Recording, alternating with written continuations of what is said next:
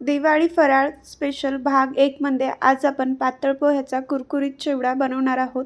इथं मी अर्धा किलो पातळ पोहे घेतलेले आहेत। पोहे अगोदर आपण भाजून घेणार आहोत। पोहे भाजण्यासाठी थोडंसं तेल, त्यामध्ये चिमूटभर हळद आणि अर्धा चमच मीठ घालून पोहे हे भाजून घ्यायचं। अशा 2 ते 3 बॅचमध्ये हे पोहे भाजून घ्यायचे आहेत। थोडे थोडे पोहे भाजल्यामुळे ते चांगले भाजले जातात। एकदा जर सगळे पोहे भाजला तर ते व्यवस्थित भाजले जाणार नाहीत। पोहे भाजल्यानंतर मी तर लसूण आणि जिरं हे कुटून घेतलेलं आहे। तेल चांगलं तापलं की त्यामध्ये जिरं आणि मोहरी घालायची।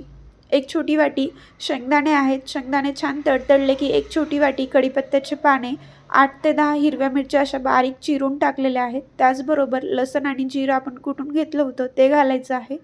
छान परतून घेणार आहोत। मिरच्या तळल्या पाहिजेत त्या तेलामध्ये, म्हणजे आपला चिवडा मऊ पडणार नाही। त्याचबरोबर हळद आणि चवीनुसार मीठ घातलेलं आहे। अर्धा किलो पोह्यासाठी मी इथे 3 चम्मच मीठ घेतलेलं आहे। त्याचबरोबर 2 ते 3 चमचे जिऱ्याचं पावडर घालायचं आहे। एक छोटा चमचा काळं मीठ घातलेलं आहे।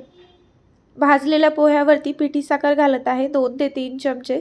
पिठी साखर ही पोह्यावरतीच मिक्स करा, फोडणीमध्ये घालू नका, नाहीतर त्याच्या गाठी होतात। तयार फोडणी टाकायची पोह्यावरती आणि छान असं मिक्स करून घेणार आहोत। किती सुरेख असा रंग आलेला आहे तुम्ही बघू शकता। हा चिवडा जेवढा कुरकुरीत झालाय तेवढाच चवीला सुद्धा चटपटीत झालेला आहे। एक वेळेस नक्की करून बघा या पद्धतीने। एका डब्यामध्ये हा चिवडा आपण भरून ठेवणार आहोत।